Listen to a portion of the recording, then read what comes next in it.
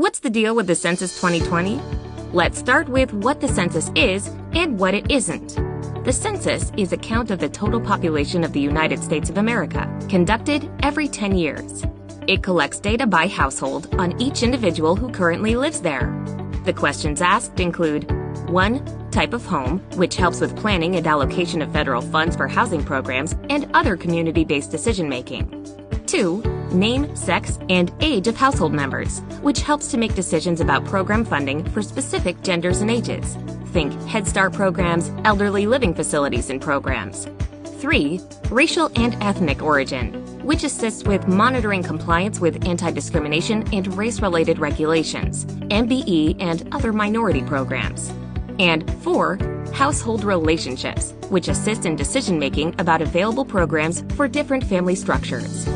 The census is not a tool to collect information about the citizenship status of any individual and will not ask about citizenship, period.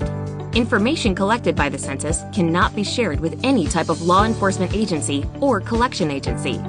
Penalties for sharing any information outside of the use of the census include up to 5 years in prison and a $250,000 fine per occurrence. What to be aware of? The census will never ask for Social Security numbers, money, or financial information, or any other personally identifiable information beyond name and age. Don't fall victim to scams asking for your personal info. What does it do for you? The federal government uses data from the decennial census to decide how it will distribute $675 million in federal funds annually, and these decisions stay in place for the next 10 years. Population counts directly affect the redrawing of the U.S. congressional maps and thus political representation. Funding for public services, including police, fire, hospitals. Funding for infrastructure maintenance and development. Think about your local highways and community parks. Funding for community development projects and grants for small businesses. Redistricting for schools based on population of children. Think about classroom sizes for your school-aged children. Funding for state colleges. Funding for Head Start programs.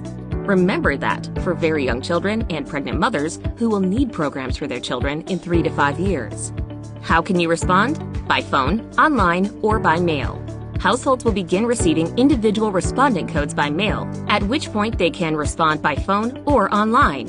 Paper census forms will also be mailed to individual households beginning March 12, 2020. If you don't receive a code, simply log on to 2020census.gov, enter your address, and follow the prompts to complete the form. The deadline to complete the form is April 1st, 2020. If you miss the deadline, you will be contacted by mail. And if you have not responded by April 22nd, an enumerator may come to your home to assist you in completing the form. The census is mandated by law and carries a $100 fine for non-respondents. What else can you do to help your community?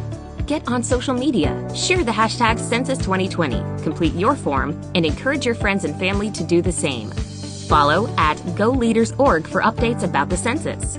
In light of recent COVID-19 developments and precautions, completing your form by phone or online will reduce the need for post office visits for mailed forms. It will also reduce the need for in-person follow-up from enumerators in the coming weeks.